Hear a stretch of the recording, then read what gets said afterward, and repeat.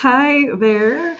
Welcome to Managing in the Moment. This is a weekly series that's designed to support managers in giving you practical approaches to be better people managers that are relevant for today's workplace.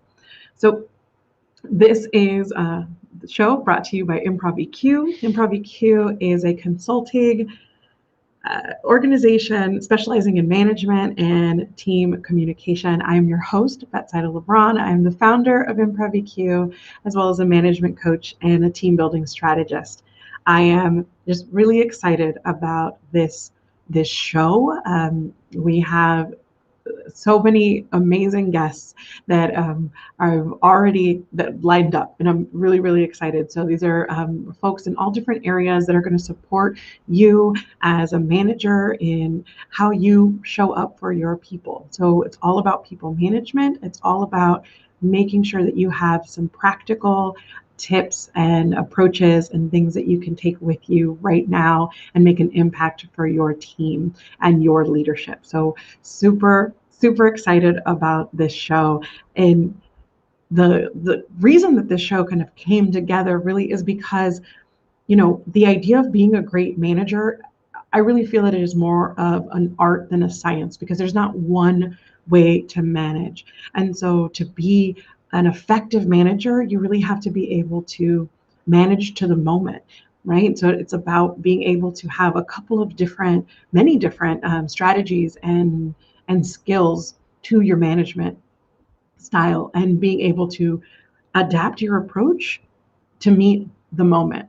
And that's what this whole show is about. And so there will be a weekly show coming to you live, but I have the guests. That interview portion will be pre-recorded, so that will always be the case. And so in just a second, I'm going to introduce the pre-recorded interview, but I'll be here and I will see you at the other side of the show. I know that there's going to be some really valuable things for you in this show. The very first guest that I have in this show is Shirley Toliver. Shirley and I had a wonderful conversation. I introduce her in just a second. She's just truly a powerhouse. And what I love about the conversation that we have, and I know you're going to get something from it, is we really talked about culture building and the manager's role in creating culture, and how and why it's important to go deep when we're talking about culture building, and that it's not a one and done when you're trying to build just winning cultures that people want to be at and that people talk about. So that is what you're going to see in just a little bit. And so enjoy. I'll see you on the other side of the video. So my guest today is Shirley Toliver. Shirley is a people builder, equity and inclusion strategist, and a champion amplifying the talent and voices of women in the workplace. Shirley has 20 plus years leading the best-in-class human resources teams in talent management, talent acquisition, HR development, and chairing business resource groups. She's also the founder and chief power officer of Life on Power, the global leadership empowerment project. I am so excited to have you here, Shirley. We're going to talk about just, in the 20 years, right, since from when you started to where we are now, and just this idea of what modern management looks like. Have you seen a change? Can you you've experienced that? Absolutely, Betsaida. Thank you for having me today. And that change is actually changed from the title was still manager, but our managers now are culturists. They have been given access to the space, and the biggest asset an organization has is human resources, is people. So our managers have been given the baton to make sure that they're safe when they're in their environment, not only just physically but psychologically.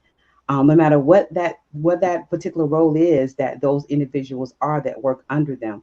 So now they're really worried about the people, and really not just along with results, right? The people and results, not just measuring results, but they're concerned about their people now. That's what the modern manager is doing now. They're culturists. Yeah. Oh, I love that. Like that, because really they are, and I say this all the time, that the managers are the ones that have the the opportunity to really shape workplace culture because they're, Absolutely. When I yeah, talk about going wide and deep in shaping culture, you know, a lot most often, you know, we start with leadership and we kind of do it like this, like even kill, but going wide and then going deep. It's getting to all the managers, all the people that lead other people in the yeah, organization. Otherwise, it just looks, top surface. You don't see, all of the oil that, you only see the oil at the top. You don't see what's under there. When you have a soda and you only see the foam at the top, but you don't see everything else under there, then we're only impacting the foam. We're not really impacting the stuff we're getting ready to ingest. yeah. Yeah, I think of like a glacier metaphor, you know? It's just like you see the tip, but there's so much under the surface. And I totally see that too, where a lot of these kind of leadership focus is really on the executive level. And you mentioned too that like really, but being able to get deep and wide means managers understanding their part in creating the culture. How do Mm-hmm. you how do you get or how have you shared that to get people to understand that like it's not just the CEO and the executive suite that needs to know how to shape culture, and the managers are a big part of it. You go from layer to layer to layer, and you're having these conversations from layer to layer. Having the huge town halls doesn't get you layers, but you have this training, this conversation, this workshop, and then you circle back consistently, layer to layer. So that executives, they're going to that layer, then the layer under that is that layer, until it gets all the way down to the managers, and even those mid managers, and even those managers, those supervisors that are not yet managers. Those layers have to that has to get to all of those layers by having those conversations with each group, the same conversation, the same training, and circling back to that training with each group. Because anything that we've done, that we do now, that is particular, that we're trying to change, guess what? We got to do the change part alone a lot for us to actually habitually do it the new way. That is, oh, that is so important. That piece though, because I think there is a little bit of like, didn't we already talk about this? Can we move on? Like that, yeah. And you can't move on until everyone really adopts it. And that's, I love that you mentioned that. Yes, Betsaida, we go right back home to our experiences. And our experiences is what creates our biases and all those other things, right? So just giving it to me one time is, I'm gonna think it's interesting, and I'm gonna be excited about doing it. So it's not that they don't want to do it, but guess what? They're still trying to drive results too. So again, they have a lot in their day to day, month to month, year to year results that they are expected to drive. So giving it to them one time, it's going to stay fresh for as long as it can stay fresh. They're going to look at it and go, oh, I meant to do this. Oh, I need to do that. But, this, and this, I have a meeting with my director now in regards to these results. If the director is not talking about those other things, it goes on the back burner, because if the director's not talking about it, I forgot about it. I'm not talking about it. Yeah. It's, that's so true. I think, I mean, it's such a human nature. I see it all the time where you kind of just get into this like I'm just racing to the next thing, and we are so results oriented that we're focused on what's next. How do we Yeah. move forward? That those kind of things, even with the best of intentions, Yes, we still have to run a business, right? We yeah, still have to scale and build our businesses. There's nothing wrong with making sure that we meet our goals and our results. We're still running a business. yeah, absolutely. I wanted to ask you, so the change you said you have definitely seen that there's this change, that this kind of the way that modern people manage, modern managers now really are culture builders, right? Yeah, And so kind of what has created this change? Do you have any thoughts or educated guesses, I absolutely. guess? Yeah. So the talent that we're recruiting now, right? They're smarter than they were when the Gen Xers and the baby boomers, and even the beginning of the millennials came in. They're very smart. Even the millennials, there's a different type of millennial coming in. Then you got Gen Z that's starting. They're smarter. They know their value, Betsaida. So if they know Mhm. their value and they know exactly where they want to be. So once they're recruited and then they're in your environment, right? If it is just you want me to show up from work, do my work, and go home, that's not what they're looking for. They're looking for an experience when they come to work. You can only create experience if you're interested in making sure that your culture is a culture that has those experiences in them. So I come to work and I can connect, I can engage, I belong where I am. Because studies have shown that being engaged doesn't necessarily mean that you think that you feel belonged in that organization. That's when they begin to look for something else. You have some great talent, and all of a sudden, they've been doing a great job and they're resigning. Right. They're going to another culture. Now, let's be clear. They're not going. You don't have your 10-year employee anymore. That's not what happens in 2021 anymore. But for the time frame that they are there, you want them to be able to work in their zone of genius, give you all the talent they can give you, and before they go, you're the company that their friend wants to come to. You're the company that all the people that have the talent like them. You want to be best in class, Yeah. and your Yeah. coach is going to get you there. I think that because it's so true, and I always talk to people about it's not just about engaging the employees that you have. You then also become exactly what you're saying, that kind of organization that draws almost like a magnet these Yes. really talented and wonderful people, and that's what you Yes. want. You want to be able Mhm. to be like, yes, everybody wants to be here, and now I get to choose, my superstar team. Absolutely. So when they get ready to leave, I'm leaving because I have another role that's going to take me my career where it wants to go. But I know Betsaida, I know John, I know Sam. They have the same skills I have, and I think they'll work great. So now you got a pipeline. Hmm. And there's the thing that's nice about that too is that sometimes people do leave, for having another opportunity. And I know a lot of times people take that very personally when someone chooses to leave, but there's also opportunities in them being somewhere else. Yes. Especially if you had a good relationship, that doesn't mean it doesn't have to be a negative thing. Absolutely. It doesn't have to be a negative thing. And again, in 2021, any organization is looking for their employees to remain there 10 plus years, then they're measuring the wrong thing actually. Their retention really should be measured in a good 3 to 5 year measurement because they get the hard skill, they get acclimated to the environment there, then they begin to look for what's next in my career. What because they have a plan before they got there. Their plan didn't start when they got to your organization. They had a plan before they got there. So what's next on my plan? Is it here? If it's not, I like being here, but I do have to take that next exciting challenge. Yeah, that's really good. Mhm. Yeah. I I kind of wanted to just thinking about, you mentioned creating culture, and for some people who might be watching, they might not even be sure, like, what does that mean and what would that look like in their organization, and the idea of being a culture builder might seem kind of overwhelming. Do you have a place for people to start? You begin with taking an assessment, and you ask in your assessment should have simple questions in: Are you engaged? Do you know who your manager is, who your supervisor is? How often do you think that in your career that you're able to speak with your leaders in regards to your career development? Do you like working here? Ooh, Do you like coming to work every day? So, it's not just the hard skills, it's how they feel about that environment when they show up to that environment. yeah. You have to walk in that. Sometimes you have to, every one of us has been in a place, whether it be a workplace or anywhere else, that we have to go to, but we don't particularly want to show up there.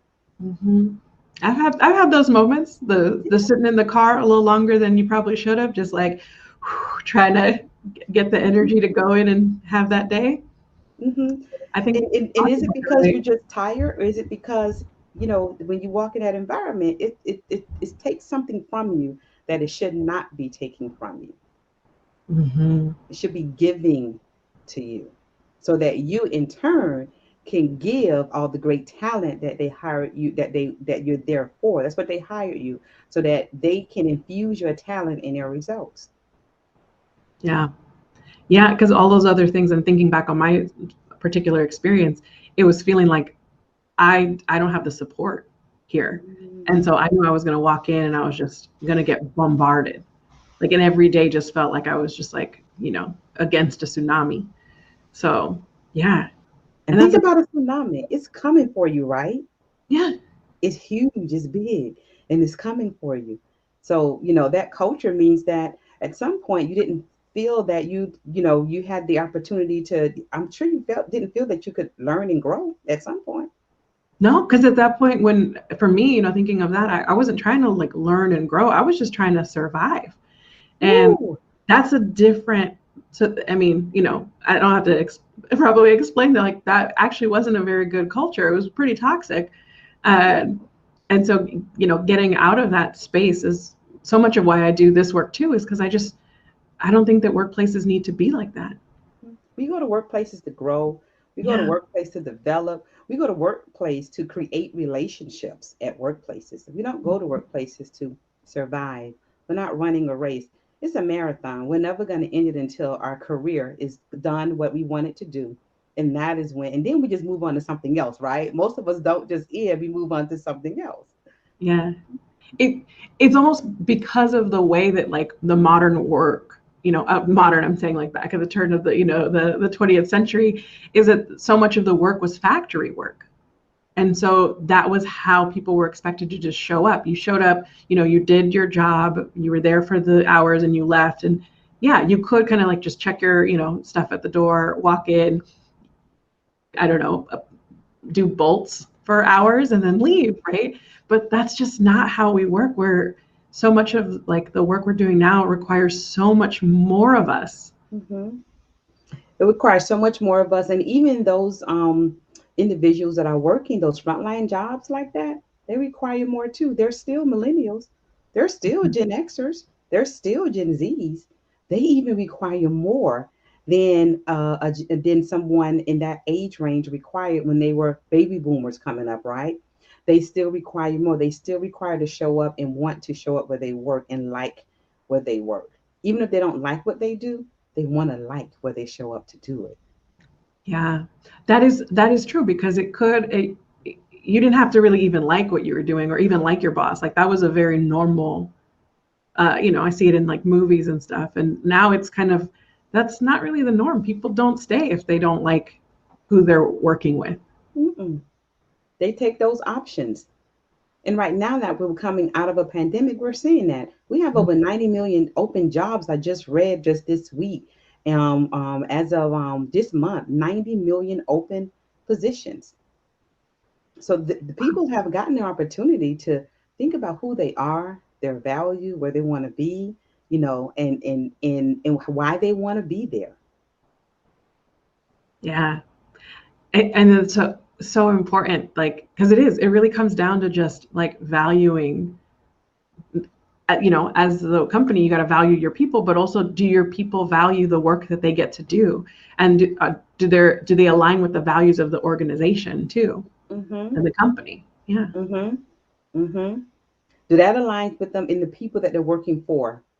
You can all day long talk about, all the strategies and all the things you give your employees, even going down to EAP is offered, to our employees. All of that, you can talk about all of that, but the day-to-day operations from no matter what your level of leadership is and who that person is working for you, do they want to show up and work for you? Yeah. Do That's they want to show up and work here? mhm. And I think the one thing I want to just kind of add to what we were talking about is, I think you're absolutely spot on. I'm like, yeah, we have to get that baseline and understand where people are coming from and ask those questions. And then the other piece is like, if you're asking those questions, be ready to hear the answer. If you don't want to hear the truth, then don't ask the question. I think that's the other thing too. Because then wouldn't you feel like if if you're in any relationship, and remember, employer-employee relationship is a relationship, right? You're Yeah, showing up every 8 to 10 hours, right? You're at that organization. That's a relationship. it's highly So, committed. Yeah. so you ask me the question and you do nothing about the answer. Even if you ask all of us the question, and maybe my answer is only 17%, and everyone else is going a whole nother way. It's important that I know why my answer wasn't an answer that was that we're trying to impact. Then I get to hear, oh, well, 80% of my employees think that, my colleagues, I'm sorry, they're on this wavelength. They think that. So now we get to do some engagement together so we can talk about their experience and my experience. That's culture. Yeah. Yeah, and that kind of comes back, even to like what you were talking about before, that psychological safety of like, because we can disagree and that's okay. It gives us a place to talk and we can, you know, we respect even those disagreements. Yeah, That's belonging, right? That's absolutely. belonging. That goes beyond engagement, meaning giving me the assessment and giving me the results. Now you take me to a level where I belong here. I feel like I belong here. I'm excited to come in every day, even when everything is not going best outside of work. This is where I can go, and I continue to grow. It doesn't remove from me. It's somewhere I can go and I grow. That's perfect and kind of the perfect place to kind of end. And this was such a great conversation. Shirley, thank you so much. And I will put your information and the links in the bio for this. And then just kind of any closing thoughts that you have that you want to share for those managers who are here, who are listening, who are working on their culture building and heard the things that we shared today.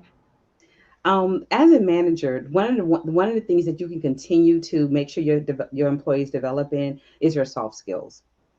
As you go through the development, make sure you always make sure they're cognizant of their soft skills, because their hard skills are going to learn, but those soft skills, that communication, the EI, being able to respond, being able to react, those are the things they're going to need as they continue to grow. And you want them to be able to connect with you and engage with you. Those soft skills are going to help them do that. Yeah, absolutely. Well, thank you so much, Shirley. Thank you for being my guest. Thank you so much for inviting me, Betsaida. I had an amazing time. I appreciate it. This was a lot of fun. Thank you so much. I mean, that was such a great conversation with Shirley. I totally agree with the idea that soft skills are so valuable for managers. And a couple of things that she said that really stood out, and I want to hear your opinion. You can put it in the comments. That we don't go to work to survive. That there's an idea that we're looking for so much more at work. I'm just curious if that resonates with you, if that's something that you've seen. Would love to hear your thoughts in the comments, and just the idea that employees and people when it comes to work, there's just so many more options, and so the idea that people don't have to stay someplace that they don't like, or love. Would love to hear your thoughts on that. So as you go out into the rest of the week, I really hope that you can keep this top of mind and really think about the different ways that you can keep building culture and taking care of your people. So again, I'm Betsaida LeBron, management coach and team building strategist with ImprovEQ. Thank you so much for watching Managing in the Moment, and we'll see you next time.